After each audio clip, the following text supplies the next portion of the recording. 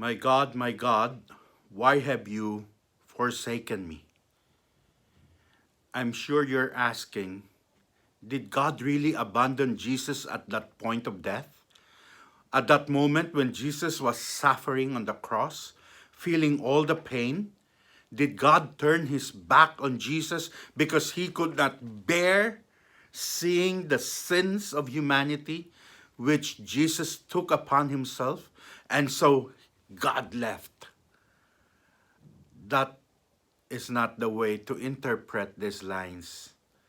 Because the fact is, my God, why have you forsaken me? Is a prayer.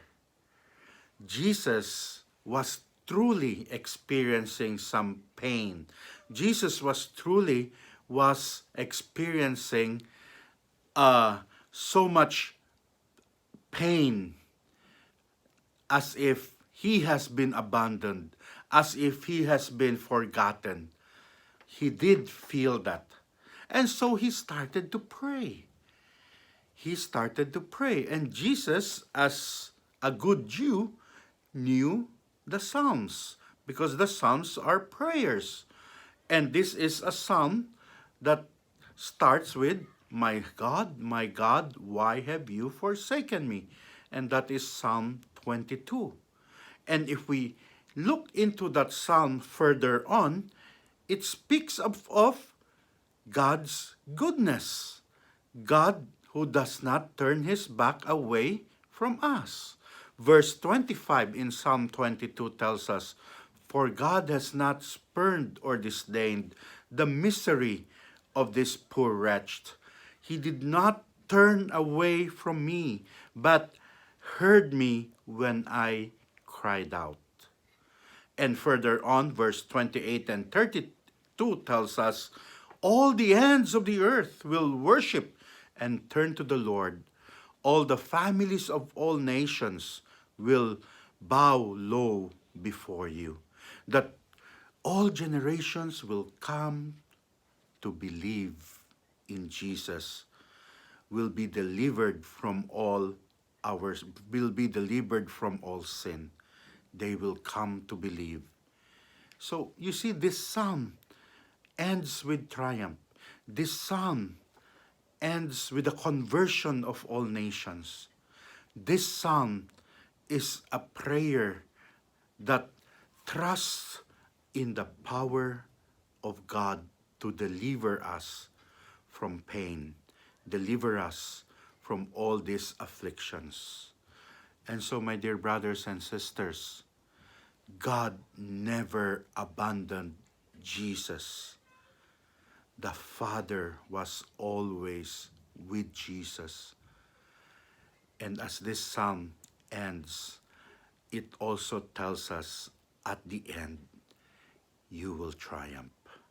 So whenever we feel abandoned, whenever we feel so much difficulty and pain, let us pray Psalm 22 that assures us that God hears our prayers and that we can put our trust in Him.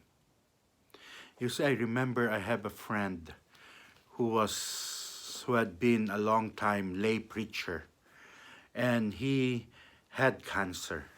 I had a chance to visit him, and when I visited him in his home, he was so peaceful. He was not complaining. He was not asking, why me? He was not, asking or complaining how come God as if is punishing him or have abandoned him because of his sickness. His face was so peaceful. And when I had a chance to talk to him, he told me, "Father, all my life I learned obedience. God has blessed me so much. And this time, I continue to obey Him. There's no reason why God will not bless me, why God is taking away His love and protection. I just obey Him. I just do His will." This man accepted suffering with peace, trusting in the mercy of God. I also know a parishioner who experienced death of her children, not just one, but two. They say it is the most painful to experience for a parent to experience the death of their own children. And as I've said, this woman, she experienced not just a death of one, but two children. It's so painful. The pain is real. We cannot just say, oh, forget about it. The pain is real. But she learned to trust in the Lord. She learned to live with it, trusting in the plan of God, because God has greater plans for all of us. In moments of pain, in moments that we feel that we are abandoned, it's not a moment to complain, but it's a moment to pray. It's a moment to trust. God will deliver us from all this pain, from all these afflictions. My God,